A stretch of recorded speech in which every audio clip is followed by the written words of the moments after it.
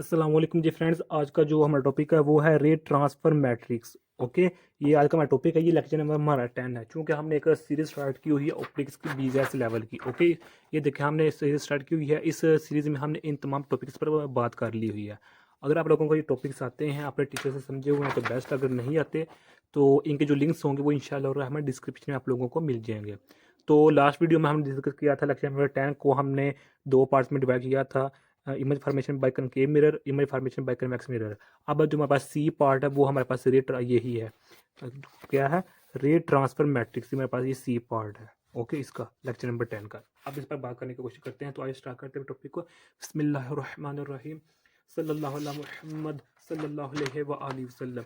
रे transfer matrix, सबसे पहले हमें बेसिक चीज़ों का इधर हमें पता होना चाहिए। ओके, ये देखिए हमारे पास ये हॉलोस्फेयर होता है। इसको हॉलोस्फेयर में ये हमारे पास क्या होता है, इसको हम प्रिंसिपल एक्सिस कहते हैं।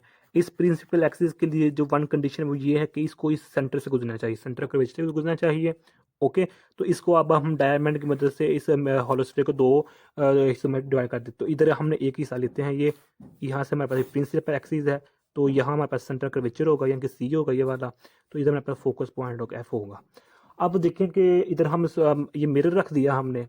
तो यहाँ से हम एक रे लेते हैं। जब ये रे यहाँ से यहाँ ऐसे जाएगी, ट्रांसफर यहाँ से क्या होगी, रिफ्रैक्ट हो जाएगी। क्या हो जाएगी?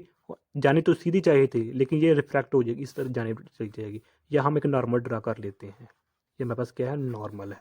अब यहाँ देखें, यहाँ से लेकर यहाँ तक इस पॉइंट ए, इसका पॉइंट को हम नाम दे देते हैं बी का। ओके, तो अब देखें यहाँ से लेकर यहाँ तक जो मेरे पास ये मेरे पास ट्रांसलेट हुई है लाइट। यहाँ के जो रियल ऑफ लाइट यहाँ से लेकर यहाँ तक ट्रांसलेट हुई है। यहाँ से यहाँ तक जो मैंने डिस्टेंस तय किया है, एल डिस्टेंस तय किया है, ये ट्रांसलेशन है। ट्रांसलेशन की जो सबसे कंडीशन होती है वो बुनियादी वो ये होती है कि जो इसमें मीडियम होता है वो सेम रहता है। मीडियम क्या होता है? सेम रहता है। ओके, जबकि जो हाइट होती है वो डिफरेंट होती है। हाइट क्या होती है? डिफरेंट होती है। तो यहाँ देखें हाइट क्या थी और यहाँ देखें हाइट क्या है। ओके, तो एंगल इधर इधर कुछ और बन रहा था। एंगल इधर ये बन रहा है अल्फा नाट, तो इधर भी जो एंगल बनेगा वो अल्फा नाट ही बनेगा। क्यों? क्योंकि ये एक मीडियम है। क्योंकि इधर हमारे पास N1 है, ये नीचे वाला मीडियम N2 है। जब भी एक सेम मीडियम में जब कोई लाइट रे ट्रेवल करती है तो जो भी एंगल बनते हैं वो सेम ही होते हैं। अब ये ट्रांसलेट, अब हम बात करते हैं रिफ्रैक्शन की। तो रिफ्रैक्शन में देखें कि जो हमारे पास होता है ये लाइट यहाँ से ट्रांसलेट होगी। अब यहाँ से जब रिफ्रैक्ट हो जाएगी, चूंकि जब हम जानते हैं जब भी लाइट एक मीडियम से दूसरे मीडियम में जाती है तो वो रिफ्रैक्ट हो जाती है। जब रिफ्रैक्ट होगी तो जो हमारे पास एंगल होगा वो चेंज हो जाएगा। क्या हो जाएगा? जो एंगल होता है वो डिफरेंट हो जाता है रिफ्रैक्शन केस में। जबकि जो हमारे पास हाइट होती है वो सेम ही रहती है। क्या हाइट क्या रहती है? सेम रहती है। ओके, यानी कि देखिए ये यहाँ से लेकर ये हाइट है, उसको हम वाई डैश का नाम देते हैं। तो इस पॉइंट से पहले और इस पॉइंट के बाद देखिए हाइट सेम ही रहेगी। इस रेडियल लाइट तो इसी में कहते हैं जो हाइट होती है वो सेम रहती है। डन हो गया। अब हम इसको हम अगेन देखते हैं कि देखें जो हमारे पास ये हमारे पास एंगल है। तो जब ये रेल यहाँ से यहाँ ट्रैवल कर रही है, ओके, तो अब हमें कहा जाता है कि इसके कंपोनेंट्स निकाल लें। इस पॉइंट के जो हमारे पास ये पॉइंट बी है, ये पॉइंट ए है, इस पॉइंट बी के कंपोनेंट्स निकाले। हम जानते हैं किसी भी जो पॉइंट होता है उसका कंपोनेंट एक एक्सिस होता है, वह एक वाई एक्सिस होता है। तो इस पॉइंट के जो कंपोनेंट्स हो गए हैं उनको हम मैट्रिक्स फॉर्म में लिखना चाह रहे हैं। ओके, चूंकि हमारे पास टॉपिक है वो है मैट्रिक्स का है। ओके, तो मैट्रिक्स की फॉर्म लिखने के लिए इसका जो हमारे पास वाई एक्सिस होगा वो तो हमें नजर आ रहा है कि ये होगा वाई एक्सिस। ओके, इसको हम नाम देते हैं वाई डैश का। अब जो हमारे पास एक्स एक्सिस है वो कैसे निकालेंगे? तो इसके लिए फार्मूला होता है जो ये होता है कि जो एक्सिस होता है ये हमारे पास प्रिंसिपल एक्सिस के बिल्कुल पैरेलल हम एक प्रिंसिपल एक्सिस एक और ले लेते हैं। ओके, तो जब ये रे ऑफ लाइट रिफ्रैक्ट होगी, जरा ऐसे रिफ्रैक्ट हो जाएगी तो यहाँ क्या बनेगा? एंगल बनेगा, ये बनेगा। ओके, तो इससे पहले भी ये एंगल बन रहा है। तो यहाँ जो हमारे पास एक्स एक्सिस होगा वो हम डायरेक्शन को कोसाइन की मदद से निकाल लेंगे। वाई एक्सिस ये हो गया, जो एंगल बनेगा वो हमारे पास एज एक्स एक्सिस होगा। तो इसलिए हम कह सकते हैं कि जो हमारे पास रे ऑफ लाइट का कंपोनेंट्स होते हैं ओके, वो हमारे पास क्या होते हैं, इसको हम मैट्रिक्स फॉर्म को हम इस तरह लिखते हैं। ओके, तो इधर हमारे पास वाई एक्सिस क्या है? ये है। एक्स एक्सिस क्या है हमारे पास? ये एंगल आ जाएगा। एक्स एक्सिस हमारे पास क्या आ जाएगा? एंगल आ जाएगा। ओके, एंगल कोई भी हो सकता है, इधर एंगल बड़ा भी हो सकता है, छोटा भी हो सकता है। तो ये हमारे पास क्या होता है? ये मैट्रिक्स होता है। इसको इन तमाम चीज़ों को हम रेट ट्रांसफर मैट्रिक्स में स्टडी कर रहे होते हैं। अब नेक्स्ट देखेंगे वो ये कि हम जो है ये रेट ट्रांसफर मैट्रिक्स को यूज़ क्यों करते हैं। ओके, ये तो हम बेजानती जो चीज़ें तो वो तो पता लग गया।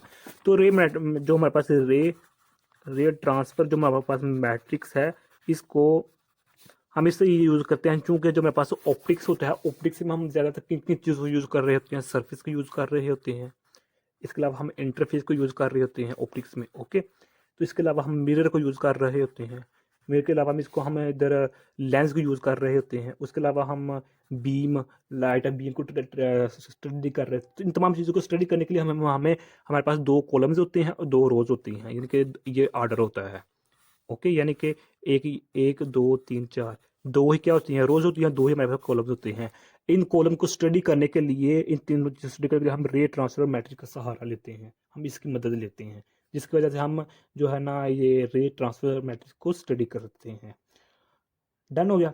अब वही एग्जाम्पल हम लेते हैं, उस एग्जाम्पल के जरिए हम एक फार्मूला क्रिएट करते हैं इसको हम मजीद अंडरस्टैंड करने के लिए कि देखिए मेरे पास यही है, ये कन्वेक्स मिरर है, तो यहाँ से रे ऑफ लाइट यहाँ से यहाँ गई, तो जाना तो ऐसा ही चाहिए था, लेकिन ये ट्रांसफर ऐसे रिफ्लेक्ट हो जाएगी। ये मेरे पास क्या है, प्रिंसिपल एक्सिस है, बिल्कुल इसके पैरेलल।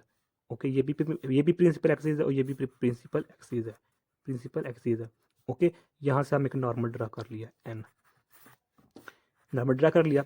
तो अब देखें कि जो हमारे पास इस पॉइंट पर, जो हमारे पास इस पॉइंट पर जो होगा, जो भी हमारे पास मैट्रिक्स रे ट्रांसफर मैट्रिक्स यानी कि जिसके पॉइंट के जो मेरे पास, चलो इसको हम ऐसे सपोज कर लेते हैं।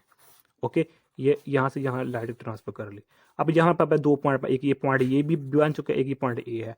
अब इस पॉइंट ए के और इस पॉइंट बी के हमें कंपोनेंट्स निकालने हैं। तो इस पॉइंट के सपोज कर हमारे पास कंपोनेंट्स वो बन रहे हैं, वो हमारे पास जो वाई एक्सिस है वो ये है, वाई नॉट हाइट है, या इसकी जो हाइट है वो है y1 है, हम सपोज कर रहे हैं।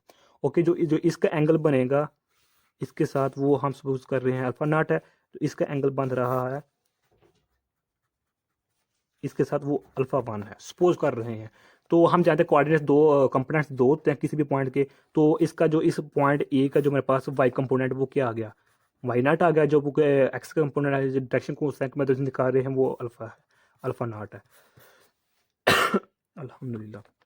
अब इस पॉइंट की वजह से जो हमारे पास होगा हाइट वो क्या है, ये है, जबकि जो एक्स एक्स वर्टिकल एक्सिस, जबकि एक्स एक्सिस यानी कि जो डायरेक्शन को साइन में हमारे पास अल्फा 1 है।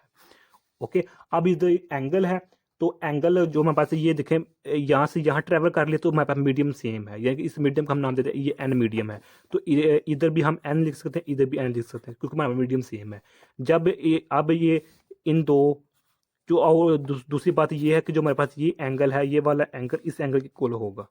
ओके, ये हम पहले स्टडी कर चुके हैं कि सेम मीडियम में एंगल सेम होता है, तो इसको हम इस तरह लिख सकते हैं।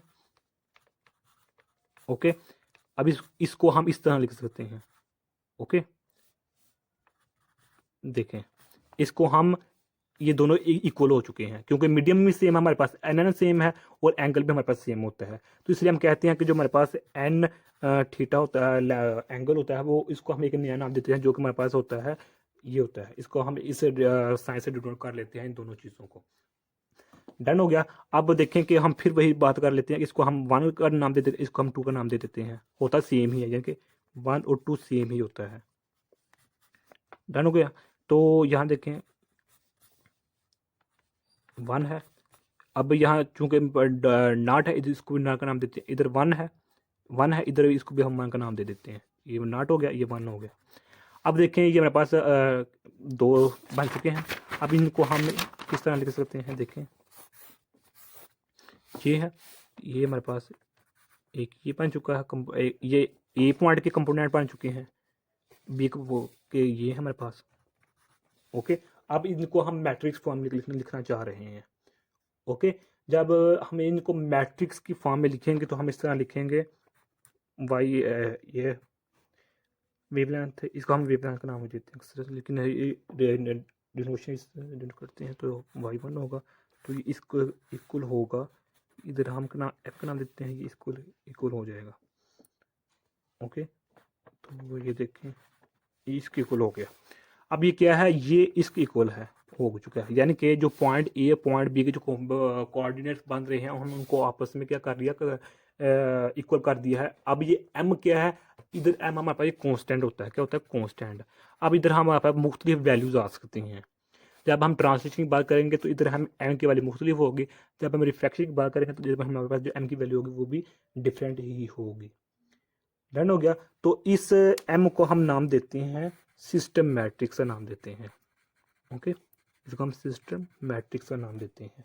और जो ये हमारे पास होती है, ये हमारे पास आउटपुट होती है। क्या होती है, आउटपुट होती है। आउटपुट मैट्रिक्स होता है, ये हमारे पास इनपुट मैट्रिक्स होता है। क्योंकि ये देखें, ये नाट नाट है, इसका मतलब है ये इनपुट है, और ये वन वन का है, तो ये मतलब हमारे पास आउटपुट है। ओके हो गया। तो यही आज का हमारा इतना सा टॉपिक था।